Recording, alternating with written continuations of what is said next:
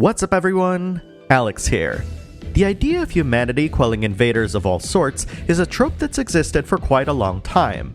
We've seen it in all sorts of media, from fan favorites such as Evangelion and Attack on Titan, to classics such as War of the Worlds. So when the premise of Scarlet Nexus was revealed to be in a similar vein, that gave me a slight pause. What could this game offer that we've never seen before, I wondered? As it turns out, the answer is quite a lot, easily making it one of my must-play games of the year.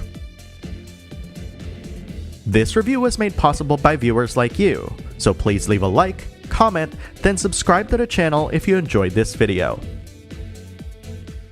Scarlet Nexus is an action RPG set in a far-flung future on Earth, co-developed by Bandai Namco and TOES, and published by Bandai Namco, who provided this review code shown running on the PS5. Civilization is constantly being threatened by grotesque creatures known as Others, and it's up to the Other Suppression Force, or OSF, to subdue these attackers, while trying to figure out how to finally put an end to these unwanted invaders. You'll start your training by first selecting between two different protagonists, who will each offer differing perspectives on this imminent threat, while taking part in missions that'll intersect and intertwine, and eventually reveal the truth behind these ghastly intruders. Scarlet Nexus action combat is a blend of brawler-style gameplay while utilizing various psychic powers, with a twist.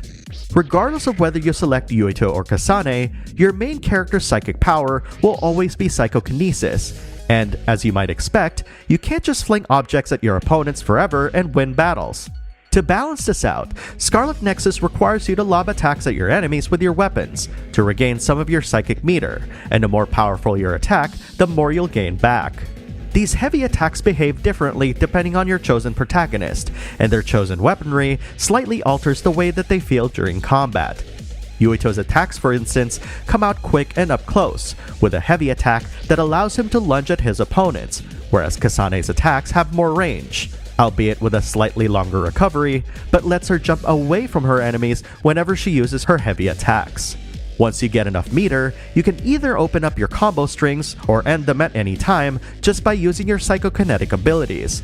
And much like what the in-game tutorial described, with skillful weaving of both your weapon attacks and psychic abilities, you can potentially go through an entire battle without ever emptying your psychic meter.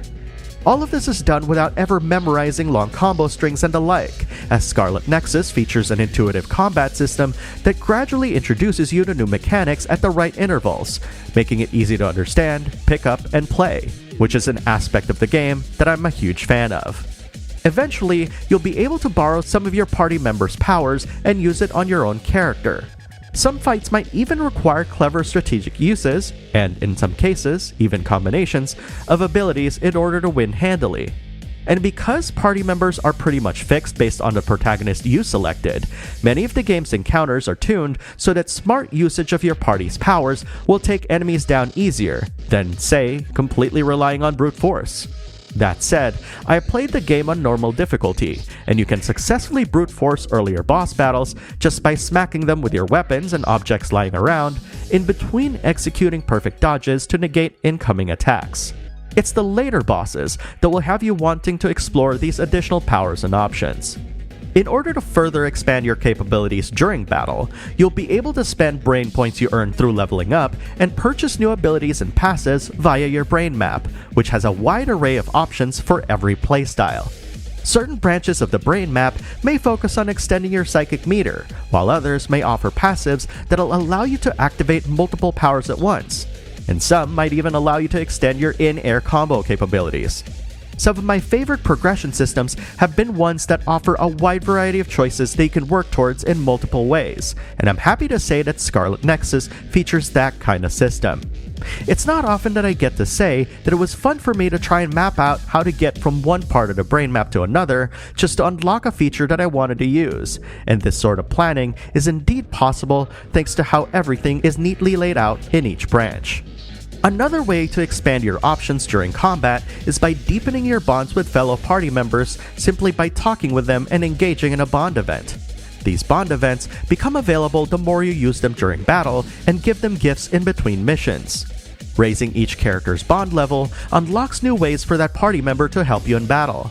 What's more, if your entire party reaches the next bond level, your team bond level increases, which unlocks cosmetics and special bond events that give you a better picture of how your team cohesion has improved, among other things. I should point out, however, that in order to increase your team bond level, you will have to give at least one gift to each party member and do their bond events. Simply doing the bond events and increasing your party members' levels will not increase your team bond level, which is a strange caveat. Thankfully, you can easily tell which gift is right for which member simply by looking at a menu and checking on said item. Setting aside talking about its combat and progression systems, Scarlet Nexus' gameplay loop consists of story sequences that sandwich story missions in between, which is then immediately followed by a standby section that allows you to level up your party members' bond levels. It's also during these standby sections that you can choose to pick up side quests that you can fulfill before, or in some cases, during your main story mission. You'll also be able to save your game, buy, sell, and upgrade your weapons and items during missions when reaching certain checkpoints, and the placement of these points of interest are quite generous. You'll have a choice of whether you want to buy new weapons or upgrade them at every shop you encounter. And as you can imagine, upgrading weapons will require you to gather materials that can only be found by either picking up loot or farming certain enemies at specific locales, which are all handily identified just by highlighting over the required part. If you find that you're not ready to tackle the main story mission, you always have the option to warp back to your hideout or to other locales whenever you wish, and there's really only a few times when this isn't allowed. This type of flexibility allows you to engage with the many aspects of Scarlet Nexus at your own pace, despite its story progression being quite linear. Scarlet Nexus takes a different approach when it comes to presenting its story, utilizing static comic-inspired panels alongside more traditional kinetic cutscenes. Upon encountering Scarlet Nexus static cutscenes, I found myself constantly questioning the rationale behind it. After sitting down and really thinking about it, I started to understand that these specific cutscenes are the game's unique take on a visual novel presentation, complete with talking heads shown in their own space, while the engine renders all of these stills in real time, even going so far as to reflect all of the cosmetics you've grafted onto your party. As I played through the game, I eventually came to appreciate this pragmatic presentation style. Considering that many of these scenes are used in places when the characters are just standing around and talking, these static representations start to make a lot of sense. From a development standpoint, presenting these scenes in this style would require less of its animators, and given that there's been concerns lately about how and where devs should be spending their time, I'm glad to recognize and appreciate the choices they made here. That being said, there are surprising moments when these stills offer kinetic action, and when you do encounter them, these scenes somehow feel more visceral and chaotic as a result.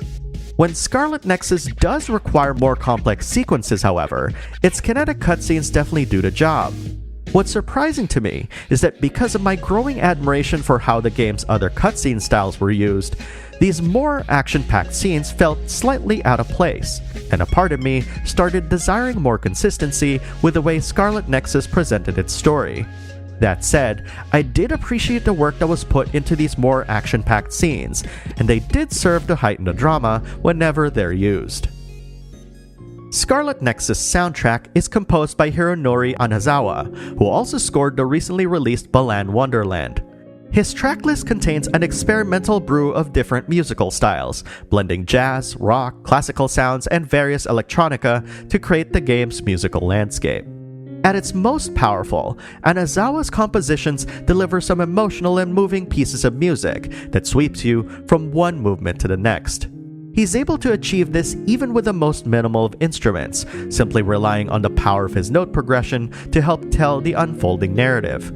And given that Scarlet Nexus has such an abundance of technology and busy interface elements, reflective of the cyberpunk genre that it borrows heavily from, these compositions offer a welcome respite from all the noise, providing a light in the darkness that's reflective of the game's rare optimism.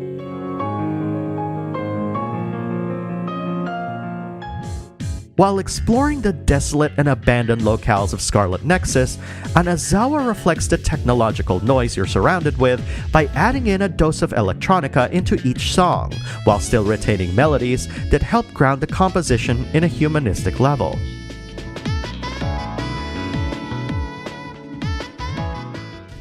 But when your exploration is interrupted by others, the song shifts to another version that is completely dominated by strong electronic beats, overshadowing the organic melodies that were more present before.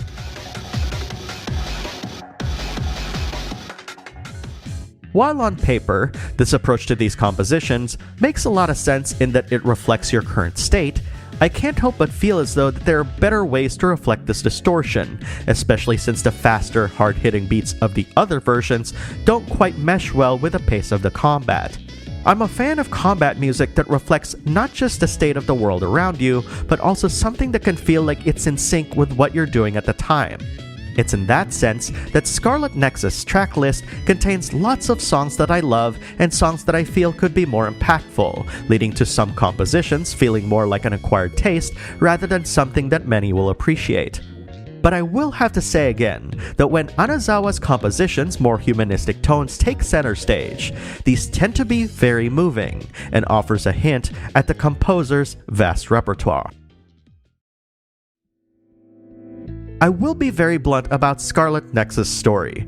This is absolutely best experienced as blind as possible. For anyone also curious about the accompanying anime, know that it is a retelling of the game's story, so I recommend avoiding that if you want to experience the narrative through the game itself.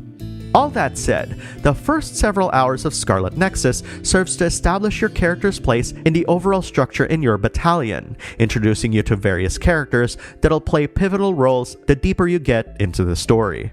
Then, all of a sudden, the bottom falls underneath you, and you are plunged into an unrelenting roller coaster of revelations and mysteries that is, to me, quite exhilarating. It's at this point that Scarlet Nexus really shows its hand, surprising you at almost every turn, while slowly opening up the world around you.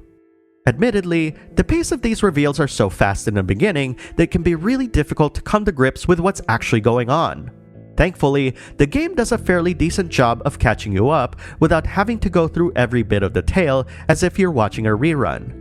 Ultimately, Scarlet Nexus' story is at its best when you accept that not knowing all of its minutiae is part of why its narrative works so well. And when taken in this manner and surrender yourself to the story, the game really starts to take you to places you have never thought you'd venture into. While constant struggles pepper a good portion of the narrative, the characters that choose to stand by your side also develop in surprising ways. Selecting Yuito or Kasane will have you lead a group of unique party members, ensuring that each individual playthrough, clocking in at around 20 to 25 hours each, not only offers new insight into the unfolding events, but also allows you to get to know these characters from different perspectives. The Bond events that I mentioned earlier give you an opportunity to really delve deep into each character's motivations and backstory, which serve as great rewards after a long bout of fighting others. I think what's more surprising about this is how characters that felt irredeemable to me were handled in both these Bond events and the overarching story. A character that I didn't expect to like, for instance, was Shiden, who seemed quite bratty in the beginning, but started to really open up the further I got into the story.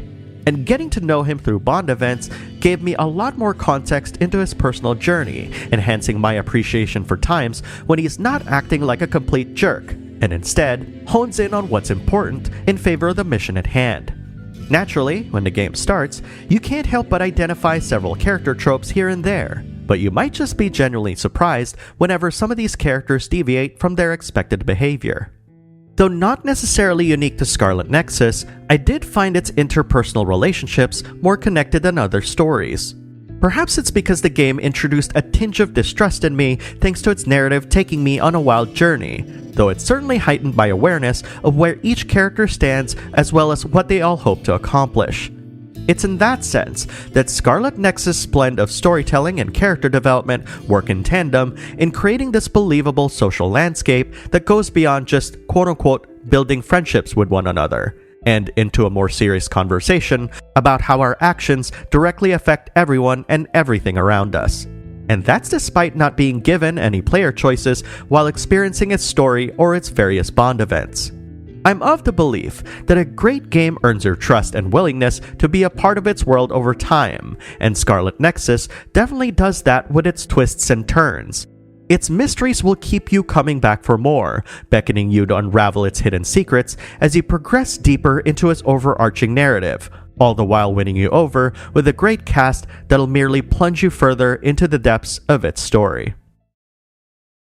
Whenever a developer embarks on a journey to build a brand new IP, there's always a ton of risks involved, and with that comes an understandable reluctance from players in trying something new. Thankfully, Scarlet Nexus executes on all of the best aspects of action RPGs in all the right ways, while still leaving room to explore some of its themes and concepts for future iterations. It manages to strike a perfect balance by combining an easy and intuitive combat design with encounters that really push you to use your given power strategically, creating an experience that'll make you want to keep playing. And when you combine all of that with a story that'll have you thinking up a multitude of theories and possibilities, you've easily got the recipe for a brand new franchise that I consider as having one of the best debuts in recent memory. Scarlet Nexus is a game that you don't want to skip at all, and you'd do well to experience this as soon as you're able. If you enjoyed this video and found it informative, please leave a like, comment, then subscribe to the channel.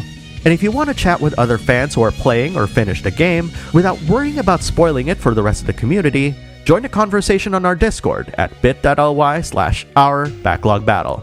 If you really enjoyed this video, join our Patreon at patreon.com/backlogbattle. Thanks for watching, and I'll see you in the next video.